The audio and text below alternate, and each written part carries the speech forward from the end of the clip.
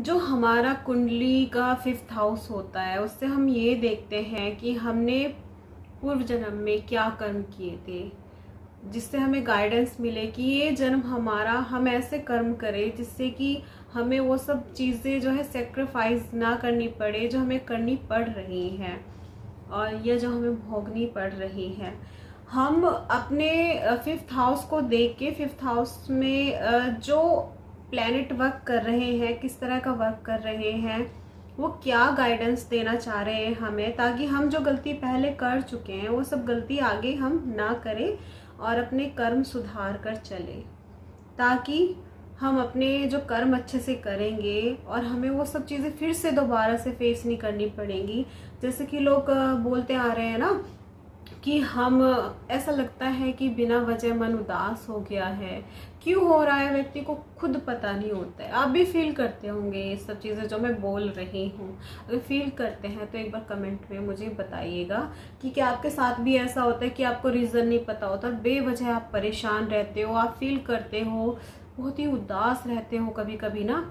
और कभी कभी बेवजह ही आपको खुशी महसूस होती है। तो ये सब पूर्व जन्म के कर्मों के ही कारण होता है। और कुंडली के अकॉर्डिंग और चंद्रमा के अकॉर्डिंग ये जब चंद्र का परिवर्तन होता है तब ये सारी चीज़ें देखी जाती है कि अचानक से मन उदास होना या अचानक से मन खुश हो जाता है।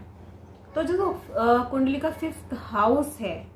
उससे हम देखते हैं कि व्यक्ति क्या कर्म करके आया है, जो उसके कर्म है वहाँ पे किस तरह के उसने कर्म किए हैं, ताकि जो उसने मिस्टेक की है, जो उसने पूर्व जन्म के उसके कर्म है, उसका जो भी लेन देन, जो भी एक तरीके से जैसे बोलते हैं ना कि क्या व्यक्ति करेगा क्या नहीं करेगा, वो सब वहाँ पे 5th हाउस से देखा जा सकता है कि आपको आगे चलकर क्या मिस्टेक नहीं करनी चाहिए, ताकि जो प्रॉब्लम आप फेस करके आए हो या आपने फेस की है या अभी भी आप कर रहे हो वो कहीं ना कहीं रुक जाए। आपकी तरक्की में कुछ रुकावट आ रही है तो 5th हाउस से देखना चाहिए कि क्या ऐसा है कि जिस वजह से ये रुकावट आ रही है। और जो कुंडली का 9वां भाव, जो भाग्य भाव भी कहा जाता है, वो इस जन्म की शुरुआत है कि आप अपने कर्म किस तरह के करने जा रहे हो। जैसे जो कर्म आप करके आए हो उन्हें देखते हुए और जो आप कर्म करना शुरू करोगे अपने इस जीवन में, वो 9वां भाव से देखा जाता है कुंडली के, यानी कि 9th हाउस से भाग्य भाव भी होता है और उसके हिसाब से ही भाग्य भाव बना रहता है कि आपका भाग्य कितना साथ देगा आपका। अब यहाँ पे बात रही, आप ये सब पूछोगे अगर ये सब लिखा रखा है कि आप कितने कर्म करके आए हो और क्या आपको करना है और 9वां भाव से शुरुआत कहाँ से करनी है, तो व्यक्ति का जब पहले ही डिसाइड हो चुका है ये सब, तो आगे उसको करना क्या है, वो खुद से क्या करना चाहता है। देखिए, जब तक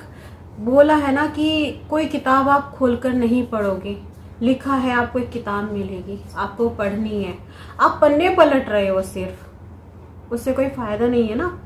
पन्ने पलटने का जो टाइम मिला है, जब आपको उसको किताब देखने का टाइम मिला है, या तो आप वेस्ट कर लीजिए या आप उसको प्रॉपर रीड कर लीजिए। टाइम आपको भी मिला है, टाइम दूसरों को भी मिलता है, तो आप क्या करना चाहोगे, अपना टाइम वेस्ट करना चाहोगे या आप उसको प्रॉपर पढ़ना चाहोगे।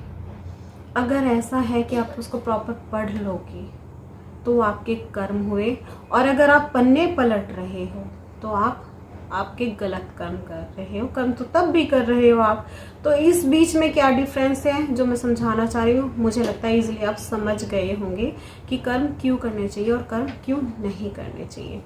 तो जो 9th हाउस है उससे ये कि आपने जो मिस्टेक की है उनमें सुधार कीजिए, और जो 5th हाउस है उससे ये देखिए कि आपने जो क्या मिस्टेक की है उसमें सुधार कीजिए, और आपका जो 9th हाउस है जो भाग्य भाव है उससे ये देखिए कि आप शुरुआत कैसे कर सकते हैं। हम ये गाइडेंस आपको देते हैं और यही कुंडली है, और इससे गाइडेंस इसलिए ही दिया जाता है ताकि आपको आसानी हो। ठीक है, अगर आपको अच्छी लगी है ये वीडियो तो आप लाइक शेयर कमेंट करके मुझे ज़रूर बताइएगा, और कहीं पर अगर लगता है आपको मुझसे कुछ पूछना चाहते हैं तो आप मुझे कमेंट बॉक्स में लिखकर बता सकते हैं। Thank you.